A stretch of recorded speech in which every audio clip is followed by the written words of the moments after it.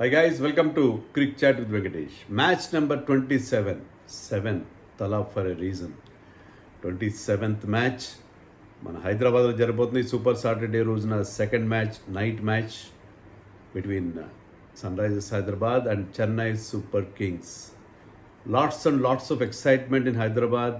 చాలా ఎక్సైట్మెంట్ ఉంది, ఎందుకంటే ధోని హైదరాబాద్ వచ్చాడు. ఈ మ్యాచ్లో ఆడతాడో లేదో తెలీదు, but he's with CSK team. ఎందుకంటే ధోని డగౌట్లో కనిపించట్లేదు సిఎస్కే టీంతో, కానీ హైదరాబాద్కి అదే పనిగా వచ్చాడు Dhoni.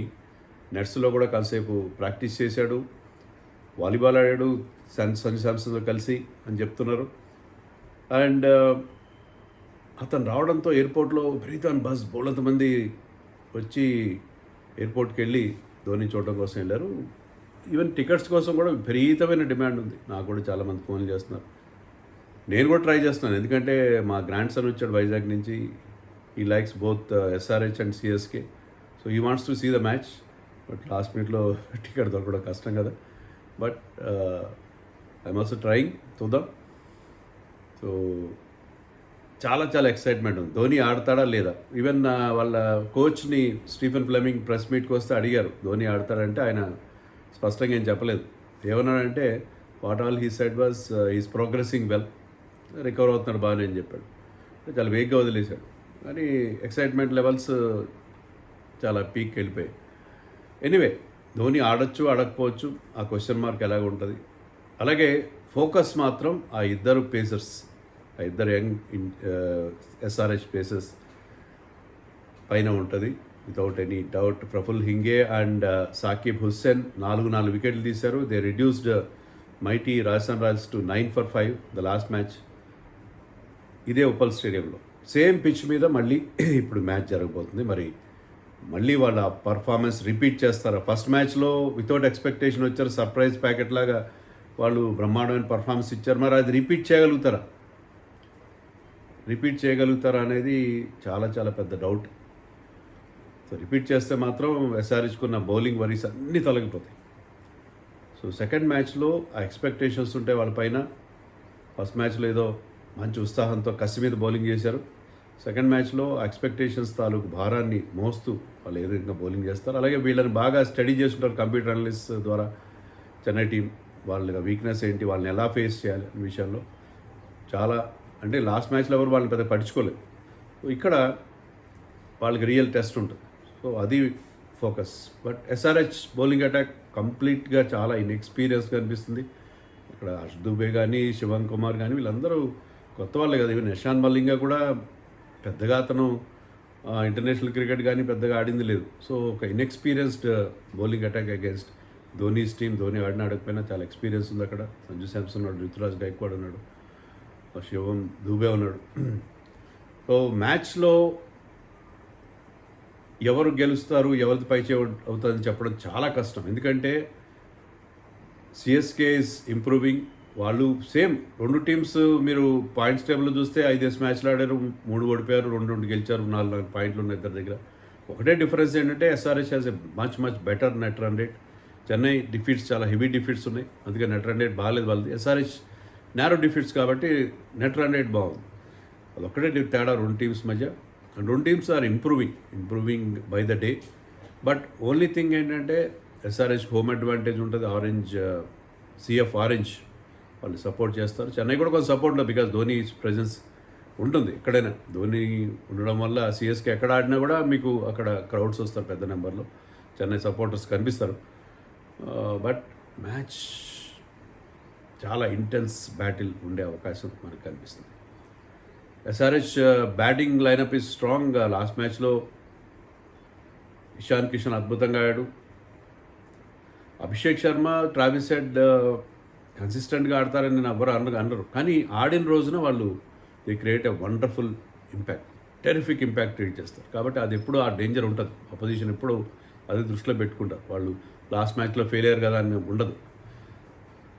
Ishan Kishan is batting beautifully this season. Orange cap రేస్లో ఉన్నాడు. Same is with Klaasen. And the return of form of Nitish Reddy is a big plus for the team. Nitish Reddy ఫామ్లోకి రావడం చాలా పెద్ద ప్లస్. అలాగే సలీల్ అరోరా, అనికేత్ వర్మ మంచి ఫినిషర్స్గా ఉన్నారు. సో బ్యాటింగ్ వరీస్ ఏం లేవు ఎస్ఆర్హెచ్కి పెద్దగా. బౌలింగ్లో ఏంటంటే కొత్త కుర్రాళ్ళు అంది వస్తే కనుక ఎస్ఆర్హెచ్ ఇక్కడి నుంచి ఒక డిఫరెంట్ టీమ్గా వెళ్ళే అవకాశం. సో ఈ మ్యాచ్ చాలా ఇంపార్టెంట్. ఈ మ్యాచ్లో కనుక లాస్ట్ మ్యాచ్ రాజస్థాన్ పైన ఆడిన పర్ఫార్మెన్స్ రిపీట్ చేయగలిగితే ఎస్ఆర్హెచ్ ఈసారి చాలా హోప్స్ పెట్టుకునే అవకాశం ఉంది. ఫ్యాన్స్కి బ్రహ్మాండమైన హోప్స్ క్రియేట్ అవుతాయి. చెన్నై కూడా లాస్ట్ 2 మ్యాచెస్ చాలా బాగా ఆడారు. లాస్ట్ 2 మ్యాచెస్ గెలిచారు. సంజు శాంసన్ ఫామ్లోకి రావడం పెద్ద టర్న్ అరౌండ్ అయింది వాళ్ళు. అలాగే Ayush Mhatre is looking extremely good. Vaibhav Suryavanshi మీద ఎక్కువ ఫోకస్ ఉంది కానీ Ayush Mhatre is batting like a dream. చాలా అద్భుతంగా బ్యాటింగ్ చేస్తున్నాడు. అతనికి ఉన్న ఆ ఫియర్లెస్నెస్, అతనికి ఉన్న షార్ట్ మేకింగ్ ఎబిలిటీ, ఆ పవర్, నిజంగా ఈ అండర్ 19 కుర్రాళ్ళు they are of a different level actually.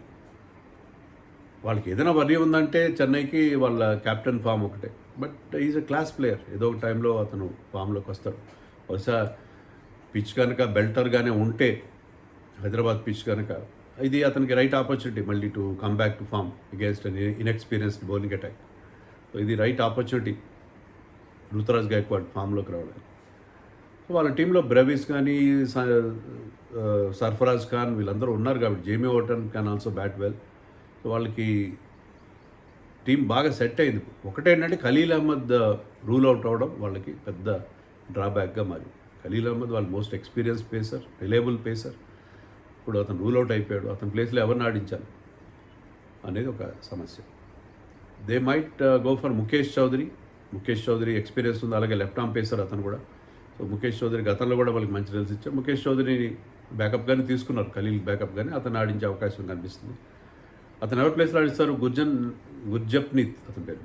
Gurjapneet ప్లేస్లో ఆడిస్తారా, లేకపోతే మ్యాట్ హెన్రీని తీసుకొస్తారా, ఎక్స్పీరియన్స్ మ్యాట్ హెన్రీ అనేది చూడాలి. మ్యాట్ హెన్రీ కంటే కూడా వాళ్ళు లాస్ట్ టైం వాళ్ళు 3 ఓవర్సీస్ ప్లేస్ ఆడారు. They might bring in Matthew Short నెట్స్లో చాలా బౌలింగ్ వేశాడు. Is an off spinner. అతను బ్యాటింగ్ గొప్పగా చేయలేదు ఆడిన 1-2 మ్యాచ్లో. But Matthew Short batting allrounder, కానీ ఆఫ్ స్పిన్ వేస్తాడు. ఆఫ్ స్పిన్నర్స్ ఎంత effective against left hand batsmen, అది అభిషేక్ కావచ్చు, ఇషాన్ కావచ్చు అనేది మనం వరల్డ్ కప్లో చూసాం. సో అదే టాక్టిక్. టాప్ 3 ముగ్గురు లెఫ్ట్ హ్యాండర్స్ ఉన్నారు కాబట్టి ఎస్ఆర్హెచ్లో ఒక ఆఫ్ స్పిన్నర్ని, వాళ్ళకి వేరే ఆఫ్ స్పిన్ ఆప్షన్స్ లేవు. సో మాథ్యూ షాట్ని ఆడించి, అది బ్యాటింగ్ ఎలా చేసినా, బ్యాటింగ్లో అతను లేట్గా ఆడినా, ఎక్కడ ఆడినా top order batter no doubt, అతని బౌలింగ్ని ఉపయోగించుకుందామని ఒక ప్లాన్తో ఉన్నారు. అయితే అది డిసైడ్ చేయాలి వాళ్ళు, అతను బౌలింగ్ అతన్ని వేస్తారా లేదా అనేది. సో ఆ పాజిబిలిటీ అయితే ఉంది మాథ్యూ షాట్ని ఆడించడం. అంటే అప్పుడు వాళ్ళు they will be 1 bowler short, అంటే రెగ్యులర్ బౌలర్ ఖలీల్ ప్లేస్లో అతను ఆడించుకోవాలి, అంతే కదా. అంశుల్ కాంబోజ్, జేమీ ఓటన్, నూర్ అహ్మద్, వాళ్ళ రెగ్యులర్ పేసర్స్ ఉంటారు. అఖిల్ హుస్సేన్ పవర్ ప్లేలో బౌలింగ్ వేసే అవకాశం లేదు. బికాజ్ ఇద్దరు లెఫ్ట్ హ్యాండర్స్ ఉన్నారు. అగైన్ లెఫ్ట్ ఆర్మ్ స్పిన్నర్ అతను. And Ishan Kishan also is left hander. So అందుకని మాథ్యూ షాట్ని ఆడించుకునే అవకాశం మనకి కనిపిస్తుంది. But we have to wait and see వాళ్ళ ఐడియా ఎలా ఉంటుంది. గుర్జప్నీత్ లాస్ట్ మ్యాచ్లో ఎక్స్పెన్సివ్ అయ్యాడు. సో అతని ప్లేస్లో ముఖేష్ చౌదరిని ఆడించుకొని ఖలీల్ ప్లేస్లో మాథ్యూ షాట్ని ఆడించే ఒక పాసిబిలిటీ అయితే ఉంది. సో అది ఎస్ఆర్హెచ్ టీంలో ఏమైనా మార్పులు ఉంటాయి, ఏ మార్పులు ఉండే అవకాశం నాకు కనబడట్లేదు. శివం మావికి చాలా మంచి రికార్డు ఉంది అగేన్స్ట్ సంజు శాంసన్. 5 సార్లు అవుట్ చేశాడు Sanju Samson. But long time back Shivam Mavi injury నుంచి రికవరీ చాలా రోజులు అయింది కదా, అప్పుడు పాతకాలంలో అవుట్ చేశాడు. ఆ మ్యాచ్అప్ అయితే ఉంది. దానికోసం శివం మావిని ఎవరి ప్లేస్లో ఆడిస్తారు? ఇద్దరు కొత్త పేసర్స్ని ఉండగా, మలింగా ఉండగా ఇంకెవరి ప్లేస్లో ఆడిస్తారు? మలింగాని డ్రాప్ చేసి అతను ఆడించే అవకాశం లేదు కదా. చాలా possibility is very rare. So ఆ అవకాశం కనపడలేదు. ఎస్ఆర్హెచ్ లాస్ట్ మ్యాచ్ విన్నింగ్ కాంబినేషన్తోనే వెళ్తారనుకుంటున్నాయి. ఎలాంటి మార్పులు ఉండే పరిస్థితి కనపడలేదు. పిచ్ లాస్ట్ మ్యాచ్లో it was belter of a pitch. Same pitch మీద ఆడతారు. ఎస్ఆర్హెచ్ ఫస్ట్ బ్యాటింగ్ చేసి ఆల్మోస్ట్ 220 రన్స్ చేశారు. సో అదే పిచ్ మీద మరి పేసర్స్కి హెల్ప్ ఉంటుందా ఏముంటుందా అనేది చూడాలి. బట్ ఓవరాల్గా చాలా బ్యాటింగ్ ఫ్రెండ్లీగానే ఉండే అవకాశం ఉంది. కానీ వెటోరీ ఏం చెప్పాడంటే ప్రెస్ మీట్లో, బికాజ్ ఆఫ్ హీట్ వల్ల పిచ్ డ్రై అయ్యే అవకాశం. ఎంత మీరు వాటరింగ్ చేసినా హీట్ వల్ల అది హార్డ్నెస్ పోయి కొద్దిగా టాప్ సైడ్ లూజ్ అయింది అనుకోండి. ఆ డ్రైనెస్ వల్ల కొద్దిగా పిచ్లో కాస్త గ్రిప్ అయ్యి కట్టర్స్కి వాటికి ఇలా స్పిన్నర్స్కి హెల్ప్ ఉండే అవకాశం ఉంటుంది. So so we have to wait and see pitch ఎలా ఉంటుందని. ఇది గతంలో లాగా ప్రతి మ్యాచ్లో 200, 250, 300 అలా అనిపించట్లేదు ఐపీఎల్ మన ఉప్పల్ స్టేడియం పిచెస్. కాబట్టి పిచ్ విషయంలో we have to keep our fingers crossed. SRH first batting చేస్తే బాగుంటుంది అనుకుంటున్నాను నేను. ఫస్ట్ బ్యాటింగ్ ఇస్ దర్ వాళ్ళ యూఎస్పీ, వాళ్ళకి బాగా కలిసి వచ్చే అంశం. ఎస్ఆర్హెచ్ కనుక టాస్ గెలవట్లేదు, గెలిస్తే కనుక ఫస్ట్ బ్యాటింగ్ చేయాలి. చెన్నై కూడా వాళ్ళని టాస్ గెలిస్తే వాళ్ళు ఫస్ట్ బ్యాటింగ్ ఇవ్వకుండా ఉండే అవకాశం కూడా ఉంది టాక్టికల్గా. అంటే they are always good batting first. And టాస్లో ఓడిపోతున్నారు, కానీ ఈసారి గెలిస్తే కూడా ఫస్ట్ బ్యాటింగ్ తీసుకున్నా I will not be surprised.